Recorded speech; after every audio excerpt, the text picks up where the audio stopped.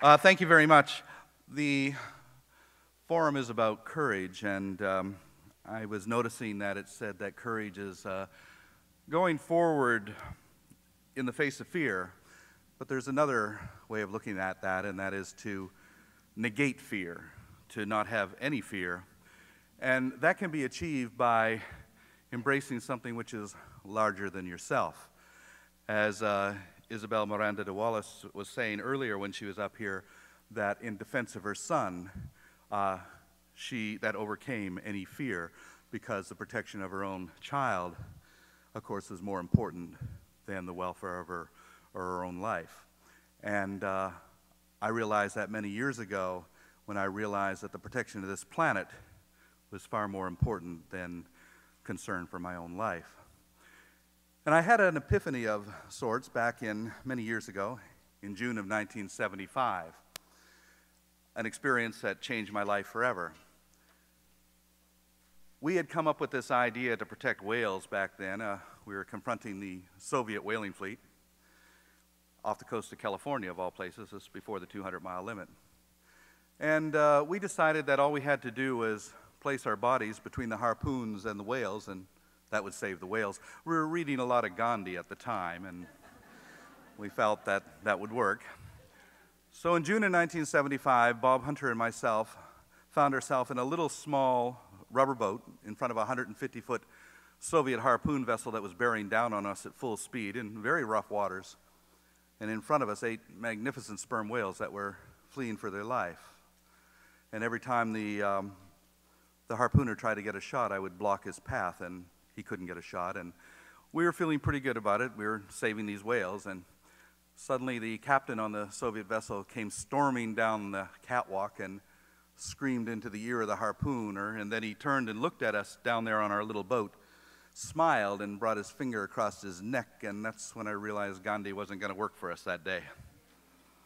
And a few moments later, there was this incredible explosion, and this 150-pound grenade-tipped harpoon flew over our head and slammed into the backside of one of the whales in front of us. There was a female in the pod, and she screamed. It's a very woman-like scream. It really took us quite by surprise, and she rolled on her side in a fountain of blood. And as she lay dying on the surface, the largest whale in the pod slammed the water with his tail and dove. And he dove right underneath of us and threw himself out of the water straight at that harpooner to protect his pod. But they knew he would do that to defend his pod, and they had loaded an unattached harpoon in, and at point-blank range, the harpooner pulled the trigger, and this harpoon struck the whale in the head, and it exploded, and he screamed and fell back in the water, rolling in incredible agony on the surface, blood everywhere. And as he rolled about on the surface, I caught his eye, and he saw me.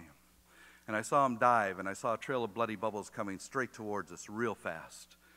And suddenly he came up and out of the water at an angle so that the next move was to fall right on top of us. And as his head rose out of the water, and I saw this eye rise up out of the water, an eye the size of my fist, I looked into that eye, and I saw something there that changed my life forever. I saw understanding. He understood what we were trying to do. Because I could see the next move, I could see his muscles clenched, and he pulled himself back. And instead of falling forward on top of us and crushing us, I saw his head slide back into the sea. I saw his eye disappear beneath the surface, and he died. He could have killed us and chose not to do so. So I'm personally indebted to that whale for the fact that I'm still alive. But I saw something else in that eye. Pity, not for himself, but for us. That we could commit such an act of blasphemy, that we could take life so ruthlessly, so mercilessly, so thoughtlessly. And why? Why were the Russians killing those whales? They weren't eating them. They were killing whales for sperm oil and spermaceti oil. One of the uses of spermaceti oil is for lubricating high heat-resistant machinery, and it's really much in demand by the military.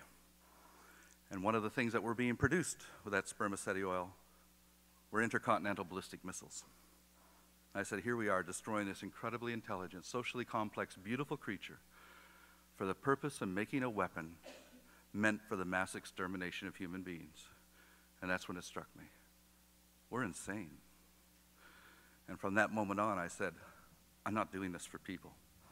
I'm doing it for them, for the whales and for the creatures of the sea. And ever since 1975, they've been my clients. And what that has done, I found, is put us beyond criticism. We have a code of ethics. We don't injure anybody, and we've never injured anybody, and we don't break the laws. But we're extremely aggressive, and we cost our opposition tens of millions of dollars, and we destroy property. And I don't care what the criticisms are. In 1986, we sank half of Iceland's whaling fleet and destroyed their whale processing plant. Cost them $10 million and shut them out of business for 17 years before they could recover. And of course, I was criticized for this. And I had a former colleague from Greenpeace, an organization I co-founded, came to me and he said, I just want to let you know that what you did in Iceland was inexcusable, reprehensible, criminal, and unforgivable. I said, so? He said, well, I think you should know what people in the conservation movement think about what you did and how you've, embarrassed our movement. His name was John. I said, look, John, we didn't sink those whaling ships for you. We didn't sink them for Greenpeace, and we didn't sink them for any person on the planet. We sunk them for the whales, John. Find me one whale anywhere on the planet that disagrees with what we did, and I promise we won't do it again. They are our clients. I did turn myself into the Icelandic authorities. I got met at the airport by 150 police officers, and the chief immigration officer asked me how long I intended to stay in Iceland. I said, I don't know, 5 minutes, 5 days, 5 years, hey, you tell me. Went off, and he said, well, we have to go to interrogation. I said, sounds like fun, let's go to interrogation. We went to interrogation. He says, are you admitting to sinking these ships? I said, we sunk them. We're going to sink the other two at the first opportunity. They took me to the airport, put me on a plane, sent me back to New York City. And the next morning, the Minister of Justice stood up in Parliament, and he says, who the hell does he think he is? He comes into our country and demands to be arrested. Get him out of here. They knew that to put me on trial would be to put themselves on trial. And that's what we do, is we confront the hypocrisy of humanity. That the crimes that are being committed out on the high seas and supported by governments and corporations because people are making money out of it. We have all of the laws and the regulations that we need to protect our oceans. The problem is we have no enforcement. Nobody who's willing to enforce those laws.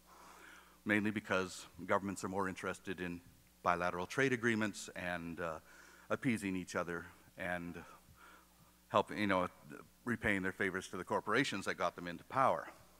So therefore, the laws are being ignored. The United States could end whaling tomorrow by simply enforcing the Packwood-Magnuson Amendment to the U.S. Department of Commerce regulations, but every president from 1986 on has refused and has discriminated on the application of the law for a fear of offending Japan primarily. And so the laws are ignored. And so we go down every year. This is we just came back from our 6th year to Antarctica to speak the language that these poachers understand, profit and loss. We make sure that their losses exceed their profits. This year, we just came back last month after 4 months of battling the Japanese whaling fleet, our most successful campaign yet. And for the first time, we saved more whales than they killed. We saved 528, they killed 506. We went down with 3 ships, we returned with 2.